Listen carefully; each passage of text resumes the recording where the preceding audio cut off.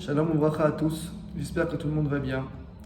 Nous sommes à quelques heures du début du jeûne de Tisha B'Av, si Chas v'Shalom, Mashiach n'est pas là d'ici là. Et le moment où vous recevrez cette vidéo dépend effectivement de la miséricorde de Dieu. Si jamais nous n'avons pas de jeûne à faire, à ce moment-là, vous la recevrez le jour de Tisha B'Av. Si jamais, malheureusement, nous avons ce jeûne à faire encore une année, alors le moment où vous recevrez cette vidéo sera juste après le jeûne, car nous n'avons pas le droit d'étudier la Torah pendant le jour de Tisha B'Av, sauf les passages de deuil et liés à la destruction du temple. Ce Shabbat Veit Hanan, s'appelle également Shabbat Nahamu. Nahamu de la Haftara du prophète Ishayahu, qui vient nous dire Nahamu, Nahamu Ami. Consolez, consolez, soyez consolés mon peuple. Il est toujours lié à cette paracha de Veit Hanan. Veit Hanan, ça veut dire Moshe a prié, Tehina, Tahanun. Il a supplié. Et lorsqu'on regarde le premier verset de notre paracha, Veit Hanan el Adonai, Ba'etahi lemor.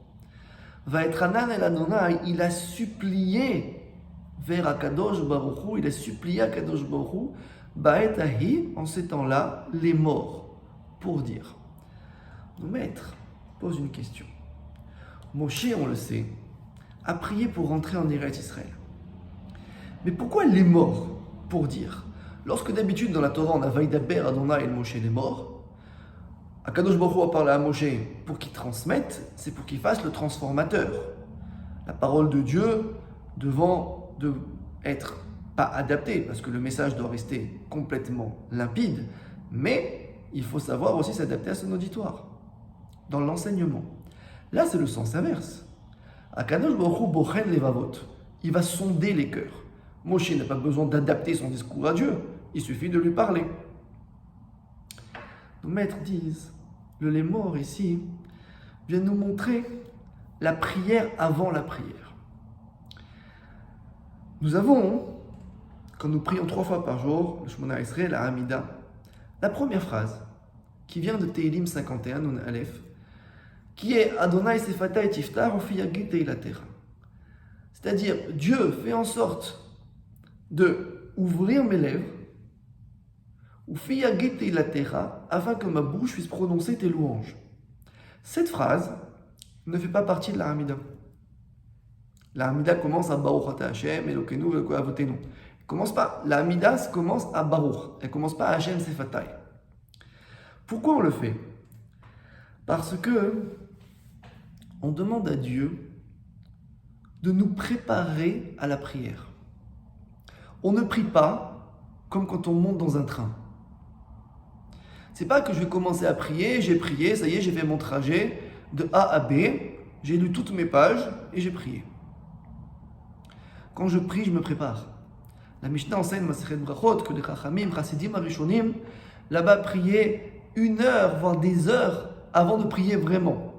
Concentration. Hashem Sefatai, Sefat, les lèvres, ça veut dire aussi par exemple Sefatayam, c'est une frontière. Fais en sorte que je dépasse mes frontières de ma finitude, de mon corps, les frontières de mon époque, les frontières de ma situation. Fais que mon cœur te parle. Et quand Moshe va prier à Kadosh Baruch Hu, Hashem Sefatai Tiftach, Ufi Yagid Teilatecha, il dit Ba'etahi, les morts, c'est Dieu, s'il te plaît. Même moi, Moshe Rabbeinu, le plus grand de tous les prophètes, j'ai besoin que tu me permettes de passer cette frontière. Que tu me permettes d'être audible à tes oreilles. Mais ce mot de Veit Hanan, il a prié, il a supplié. Nous connaissons très bien la dracha qui dit que Veit Hanan a pour valeur numérique 515 et que si Moshe Rabbeinu avait fait une 516e prière, Dieu aurait été obligé de lui accorder. Comment allons prouver cela? Veit Hanan 515, c'est exactement la même valeur numérique que le mot Shira. Shira, ça veut dire un chant. Tout le monde connaît la Shira, Yashir Moshe, Shiratayam. Shira Gematria 515. Mais c'est exactement les mêmes lettres que Hayashar, c'est-à-dire être droit, aller dans la droiture de Dieu. Si Vaetranan est une prière qui vaut 515, dans laquelle je vais mettre le nom de Dieu, Yudke Vavke 26, 515 et 26, ça fait 541, qui est le Gematria du mot Israël. Le peuple juif a pour fonction de prieur professionnel dans le monde. Pas contemplateur professionnel du monde. Prieur, celui qui va prier, celui qui va supplier Dieu. À la fois dans ses mots, à la fois dans son action. Vaetranan 515, plus le nom de Dieu, ça donne Israël. Le Pnei Yehoshua, un des grands commentateurs, Acharon, après le Shulchan Aruch, de la Gemara, viendra dire dans ma Masechet Bravot, la Medbet, il viendra dire là-bas que 515, lorsque nous allons passer ce Tisha B'Av, nous allons arriver à Tou B'Av. Tou B'Av, c'est un tournant. Parce que le 15 Av, c'est le moment où les Bnei Israël se sont rendus compte qu'ils ne mourraient plus et qu'ils pouvaient rentrer en Eretz Israël, cette génération-là. Du 15 Av au 7 Adar, ou le jour de la mort de Moshe Rabbeinu, il y a 515 jours.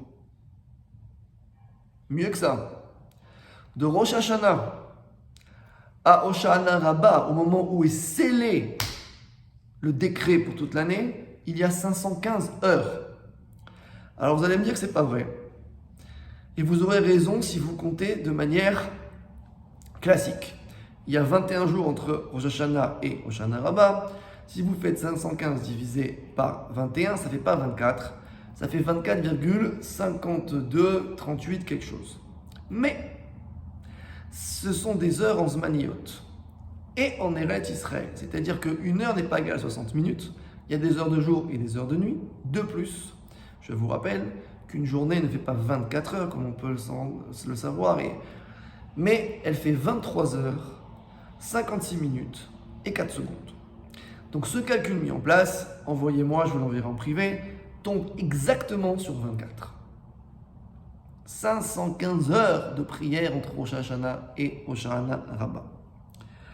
Le Chida, Rabbi Chaim Oseh David Azoulay, viendra dire que 515, c'est également la gematria du mot Hatik.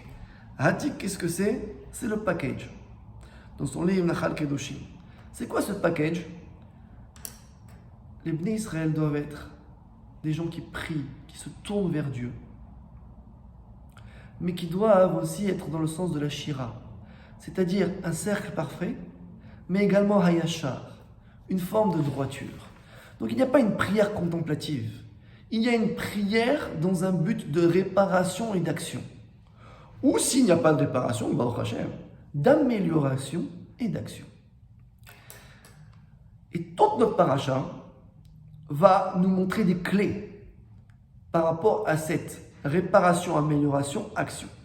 La Haftarah elle-même, Nahamu, Nahamu, Nahamu Ami, 2 fois. Rashi dira, Nahamu, Nahamu, pourquoi 2 fois? 1 pour la première destruction du Beth Amikdash, 2 la deuxième. Bon, très bien, Pshat Rashi.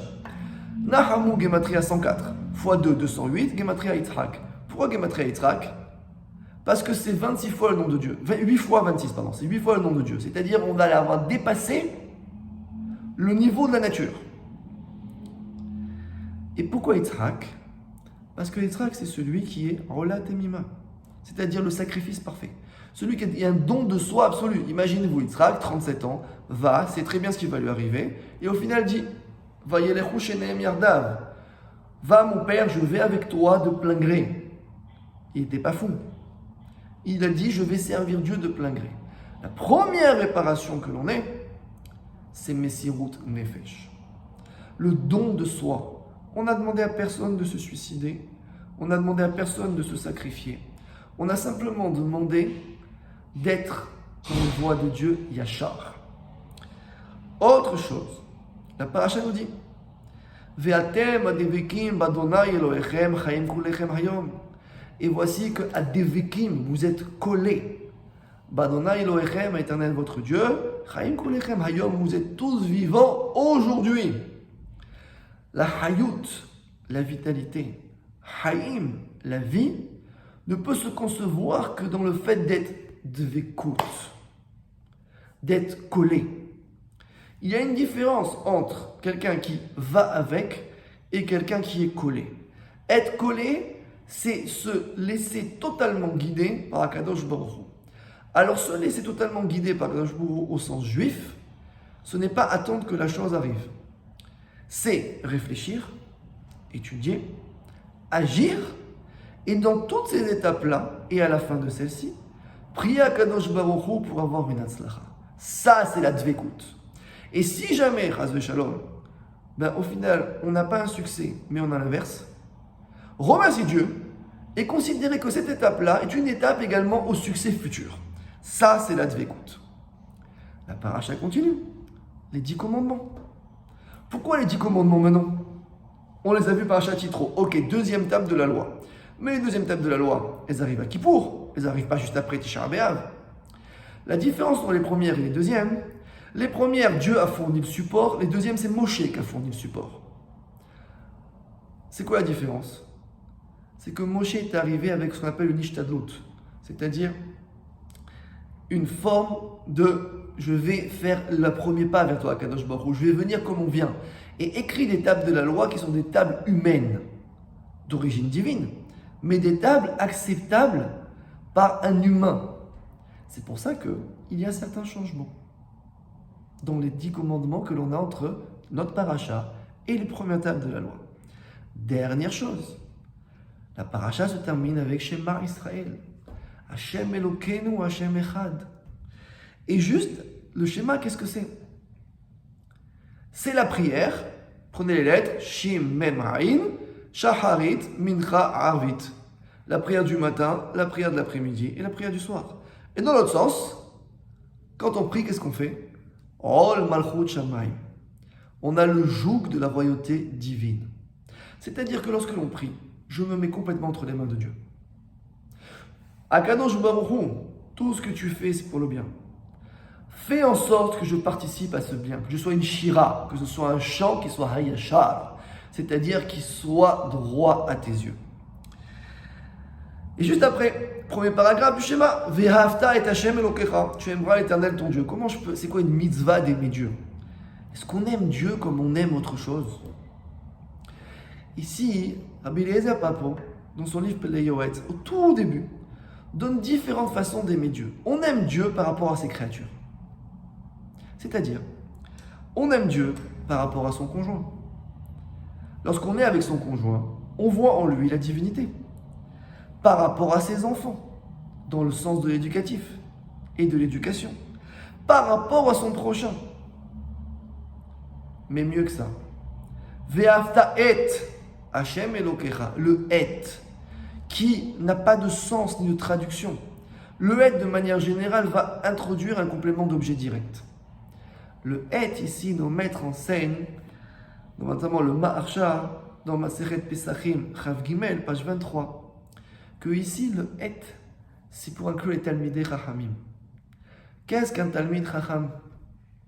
Qu'est-ce qu'un Talmid Chacham? Vous allez me dire un sage. C'est quoi un sage? C'est quelqu'un qui a beaucoup de connaissances, c'est vrai. Ou une certaine forme de connaissance, c'est vrai. Mais cette connaissance, il la met en pratique. Et il la met en pratique de manière visible. C'est un exemple. Et surtout, il la transmet. Et ce qui a beaucoup manqué dans les périodes de destruction, notamment du deuxième temple, c'est ne pas un problème d'avoir des gens qui étaient érudits. Il y avait beaucoup d'érudits. C'était un problème d'enseignement. Il y avait énormément de personnes qui enseignaient. Rabbi Akiva et autres ont vécu à cette période. Mais malheureusement, ils étaient isolés. L'État en lui-même, au niveau du Beth Amikdash, était très élitiste, mais élitiste fermé. Au moment où nous sortons de Tisha B'Av, nous allons vers Rosh Hashanah, un moment énorme pour tout le monde entier. Kol ha'olam, omrim l'nemaron, venez les fanav l'nemaron, tout le monde passe devant lui comme un troupeau, y compris un brin d'herbe. À ce moment-là, on doit retenir juste une seule chose. Vaetranan el Hashem baetahi les morts. Il a prié Dieu en ces temps, c'est-à-dire maintenant, les morts, en lui disant s'il te plaît, accepte ma prière. Fais en sorte que je sorte de mes frontières. Donne-moi ta Torah par tes 10 commandements. Fais en sorte que je sois une Shira, un Yachar, droit vers toi. Que je prenne sur toi le joug divin. Que j'arrive à avoir une certaine forme de don de soi. Et une fois que tous ces ingrédients complexes, je l'entends, sont réunis, à ce moment-là, Akadosh Baruch Hu accepte la 516e prière. Quelle est cette 516e prière? Quand vous faites le Kaddish, la première phrase du Kaddish, Idgaddal ve'itgaddash sheme Rabbah. Je traduis. Idgaddal, que soit grandi, ve'itgaddash, que soit sanctifié, sheme Rabbah, son nom grand, son grand nom. C'est de l'araméen. Prenez les premières lettres. Idgaddal, Yud, ça fait 10. Ve'itgaddash, Vav, ça fait 6. Sheme, ça fait 300. Rabbah, ça fait 200. Ça fait exactement 516. C'est le grandissement, faire la grandeur du nom de Dieu avec toute cette vaïd hanan, cette tahanoun, ces supplications qui font que, au final, Dieu ne pourra pas dire à Moshe, Altosef d'Aberelai, arrête de me parler, parce que je ne peux plus te fermer les portes. Que ces portes-là de la Rahmanout soient ouvertes pour nous, avec le Beth Amikdash, avec le retour des exilés, et que nous soyons tous du niveau d'élever et de sanctifier le nom de Dieu. Amen. Vechen Yeratzon. Shabbat Shalom.